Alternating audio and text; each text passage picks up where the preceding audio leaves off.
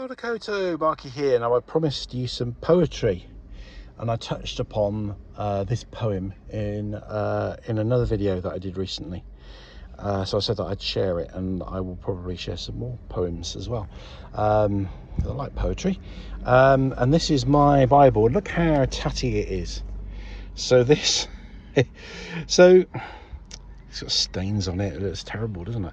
That's a sign of a well-read book. But I haven't read all of it. I've got my favourites that I tend to go to again and again. Because I don't like. You have to work at poetry, don't you? And I'm lazy. So I don't like exposing myself to lots of new poetry. I like to. Poems are like old friends, and I go and see them, revisit them. So I've done a few before from here. So I've done Waving and Not Drowning, and I've done Sea Fever, and I had this bloody poem marked, and I've taken the mark out, which is crazy. But it did actually open on the correct page when I opened this book today, so perhaps it will again. So Kubla Khan, that's one of my favourites. Now, Thomas Hardy, The Darkling Thrush. I'm going to read another Thomas Hardy. That's what I'm looking for.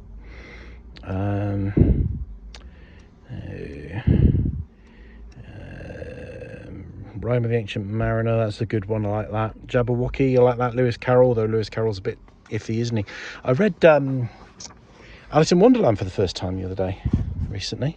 I say read, I listened to an audiobook, and it was this really good narrator. He was doing it as a YouTube channel. I'd give him a mention, actually, if I could remember what the channel was. I'll see if I can look it up. It was so he was doing it as a YouTube channel, just because obviously you get audiobooks, don't you, from various sources. And he had a YouTube channel. Didn't have many on there. I guess but it takes a long time to narrate a whole book, doesn't it? And he was excellent. American guy, had an American accent. 12 songs. I did that one as well, I think. And there's one point in there where there's a song, and he had to, so he had to make up the tune for a song, and he did that brilliantly as well. Hats off to him. I will try and see if I can find him and give him a recommendation.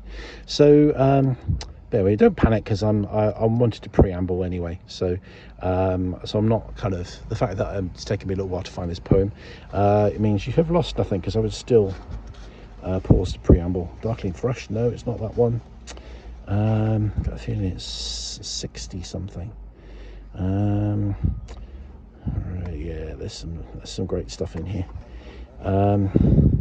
So Thomas Hardy, I meant to look him up actually, and refresh my memory about Thomas Hardy, but he was he's always associated with Wessex. So Wessex was the kingdom of the West Saxons. So it's the southwest part of the UK, which includes Wiltshire, where I grew up, and a lot of downland. And he was I don't know, he's originally from Dorset, but that's where he's associated, and that's where a lot of his stuff is set. He wrote novels.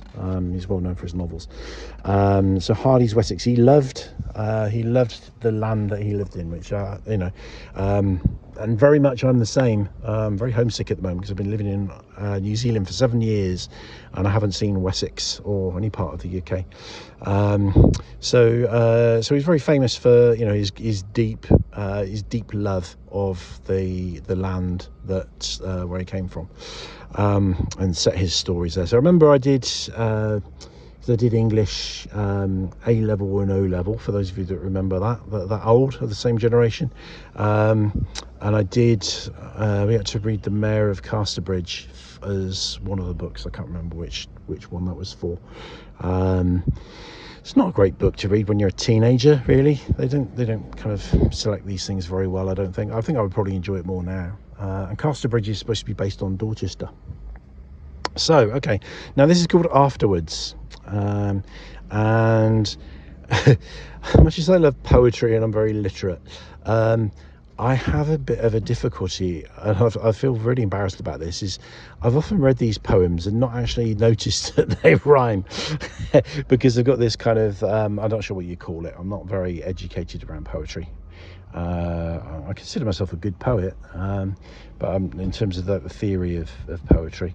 So look, if you look at this first verse here, you've got stay rhymes with say and wings rhymes with things, and I always used to read this, completely overlook the fact that there was any rhyme in there, thought it was a non-rhyming poem. So whether I can actually read it properly and capture the rhyme or not, I don't know, but I can capture the reason, and I haven't practiced this, so this is off the top of my head, really. So afterwards, so this is, oh yeah, the other anecdote about Thomas Hardy is he actually nearly caused me physical injury. There's a lovely place down in Cornwall called Boscastle on the North Cornish coast, which is where the Museum of Witchcraft is, which is a wonderful place if you ever get the chance to go, if you're into that kind of thing. There's a kind of a rainbow in the distance, but it's so faint I don't think you'll be able to catch it, so I won't show you it. And there's a pub there, I think it's called the Wellington, but I can't remember because it's all getting so far away now. But there's a pub there, and I was because I used to live near there, and I used to sort of just sometimes on my, well, I used to stay there. I lived in Devon and worked in Cornwall, so I used to stay in various places. And at one point I stayed in a caravan which was very near to Tintagel and Boscastle, and of an evening I would just amuse myself, because I didn't have kind of many friends or people that I knew down there. So I was hanging out in that pub, and there's a very low hanging glass lantern which actually banged my head on. And then there was a little plaque or a label or something nearby that said it was presented by Thomas Hardy. I'm not sure who to. I don't think it was to the pub. But, I donged my head on it, good and proper, nearly did myself a mischief. So Thomas Hardy could have been the death of me. But there we are. We'll forgive him for that because he wrote some great things. So afterwards, so just to clue you in, this is about when you're dead. Okay. So when the present has latched its postern behind my tremulous stay, and the May month flaps its glad green leaves like wings, delicate filmed as new-spun silk, will the neighbours say, he was a man who used to notice such things. If it be in the dusk, when like an eyelid's soundless blink, the dewfall-hawk comes crossing the shades to alight, upon the wind-warped upland thorn a gazer may think, to him this must have been a familiar sight. Sorry about the background noise. If I pass during some nocturnal blackness, mothy and warm, when the hedgehog travels furtively over the lawn, one may say he strove that such innocent creatures should come to no harm, but he could do little for them now, and now he is gone. If when hearing that I have been stilled at last, they stand at the door, watching the full-starred heavens that winter sees, will this thought rise on those who will meet my face no more? He was one who had an eye for such mysteries. And will only say when my bell of quittance is heard in the gloom, and a crossing breeze cuts a pause in its outrollings, till they rise again as they were a new bell's bloom. He hears it not now, but used to notice such things. So yeah, it doesn't work for me brilliantly in terms of rhyme. I mean, maybe he had an accent. And it sounded better in the accent, but in terms of the words, they're magical, aren't they? So what this is about is really how well do people know you, and all the really subtle things, the really unique things about people, like what you notice. And I suppose this ties in with me a lot because I've talked a lot about monotropism recently, which is something that often occurs with autism, and I've identified that I'm very monotropic, which means I notice shit, and I notice things that often people don't notice. Sometimes the little things, and often I don't notice the things that everybody else notices. So this is about, he notices that, and now he's gone. Did people remember that, and did they even know it? Well, he doesn't really say this so much, but this is my thought. Did they even notice it when he was alive? And I guess that's a great thing for a writer and a poet to notice these little things, isn't it? And then to share them with the non-monotropic world. So let's go through it a little bit. So when the present, so notice present is in capital P. because he's personifying present. So when the present has latched its postern. So postern, that's the gate in a churchyard where the coffin is brought through, and sometimes they have a little kind of bench or a platform where they rest the coffin before bringing it into the church. And actually I think in the Church of England, the vicar, the priest, actually comes out and greets the coffin at the postern gate, and then you close the gate behind the coffin, and then obviously it's one-way trip. You don't come back. The coffin doesn't come back out of that gate. It's buried in the churchyard. And the May month flaps its glad green leaves like wings, delicate filmed as new-spun silk. So will the neighbours say he was a man who used to notice such things? Sadly, probably not. If it be in the dusk when, like an eyelid soundless blink, the dewfall-hawk comes crossing the shades to alight. An eyelid soundless blink. So I think what he's talking about there is the hawk. Birds of prey, especially owls, they have this, their feathers are configured in such a way, or the nature of their feathers is that they're silent. They can just kind of swoop down out of nowhere. Upon the wind-warped upland thorn. Now the upland thorn, that's kind of makes me think of the downs, and you get these thorn trees that grow there. A gazer may think, to him this must have been a familiar sight. So again, wishful thinking, I think. People probably aren't going to think that. If I pass during some nocturnal blackness, mothy and warm, when a hedgehog travels furtively over the lawn, one may say he strove that such innocent creatures should come to no harm. So bless him, good old Thomas Hardy. He may have nearly damaged my poor little cranium, but he cared about animals like hedgehogs, which is nice. But he could do little for them now. And now he is gone. If when hearing that I have been stilled at last, they stand at the door, watching the full-starred heavens that winter sees. Yeah, it's interesting. You do get these clear skies and bright stars in the winter sometimes, don't you? Will this thought rise on those who will meet my face no more? He was one who had an eye for such mysteries. So it's interesting, isn't it? Was Thomas Hardy monotropic? Will any say, when my bell of quittance is heard in the gloom, and a crossing breeze cuts... This is my favourite verse. This is the one that makes the poem for me. I'll read the whole verse again, and then we'll go back through again. And will any say, when my bell of quittance is heard in the gloom, and a crossing breeze cuts a pause in its outrollings, till they rise again, as they were a new bell's boom, he hears it not now, but used to notice such things. That gives me a shiver, that verse. So what he's describing there is, and I talked about this in a recent video, if you remember, if you watched that one, is he's describing a really subtle sound experience that most people just would not notice. But a bell is ringing, and it's his bell of quittance, which means it's his funeral bell, his bell of farewell. So the bell sounds, but then a wind blows in the direction of where the bell is and dulls the sound temporarily, and as the wind passes, the sound of the bell comes back again. So it's like the sound of the bell is just temporarily dulled, and so it's like it goes away, it quietens, and then it becomes louder again. And it's just a lovely subtle thing to notice, and I think the world becomes much more interesting when you notice these small things, and that's what maketh a poet, I think, in many ways, is noticing stuff like this. That's what maketh a comedian as well. But look at how he puts it, as Shakespearean, isn't it? And a crossing breeze cuts a pause in its outrollings. I love that. Till they rise again, as they were a new bell's boom. He hears it not now, but used to notice such things. So this is so sad, this poem, because he notices all this shit, I'd say shit, in a colloquial term, but these are beautiful things. These are the little things in life that make it beautiful. And if you notice those little things, your life is enriched, I would say. I often say to people, always make room for beauty and compassion in your life every single day. Notice these small things, because it's in these small things that there's a real beauty. And he notices this, and he's thinking, will people remember that I was the kind of guy that noticed this sort of stuff?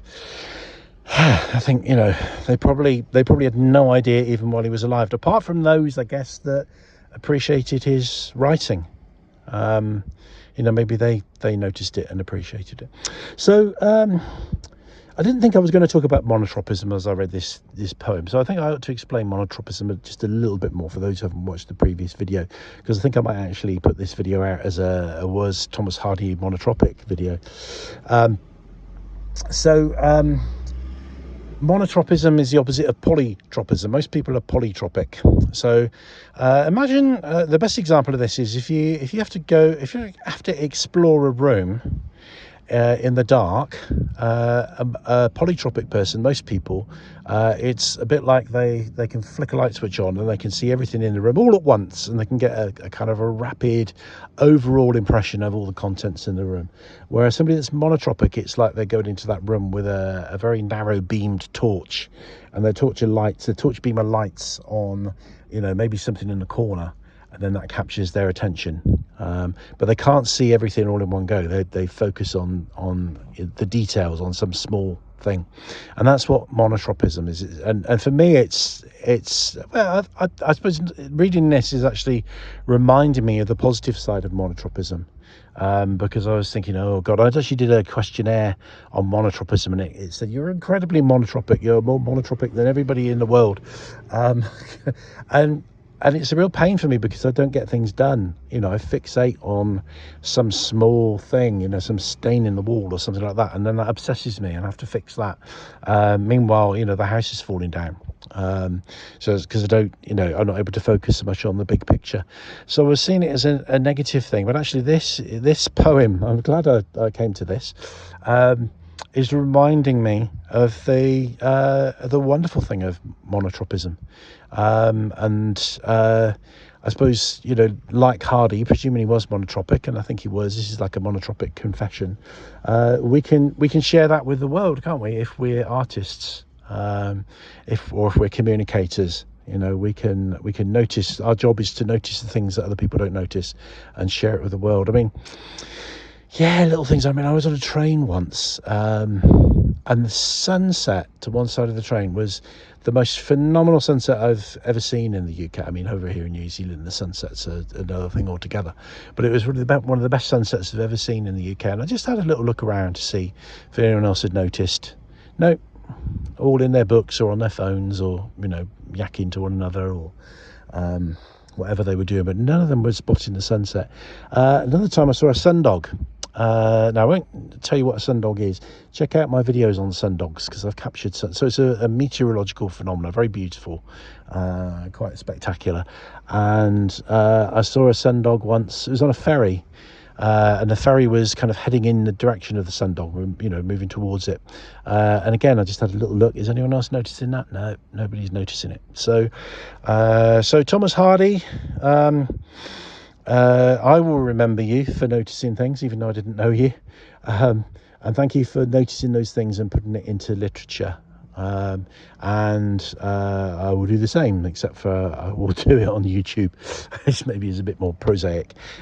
So there you go. So I'll share some more poems. Because and I'll you know, I won't just read the poem. I'll kind of critique it and talk about it and share some anecdotes. Because apparently the latest trend on YouTube is channels like mine, where somebody spins a bit of a yarn and gives a bit of a personal spin on something. Because people are so fed up with AI commentaries on YouTube that they're coming around to my kind of rambly style of presentation, which would be quite nice. So on that note, when I'm dead, will you remember my YouTube channel? Probably not. And that's another thing as well, isn't it? Is, you know, making sure that we notice, you know, I think it's really important to notice people's qualities, you know, people's traits, because when they're dead, you know, we miss them, or we think, you know, I wish I knew that person better. You know, I wish I knew more about them. You know, maybe some of the more subtle stuff, not just the kind of, you know, the stuff that struck me at face value, but the stuff that you had to really take, you know, pay attention to a person to really understand, you know, that's that's who they were. That's who they really were and what they were about. So on that note, thank you for watching or listening, and I'll see you in the next one. Rangi Marie.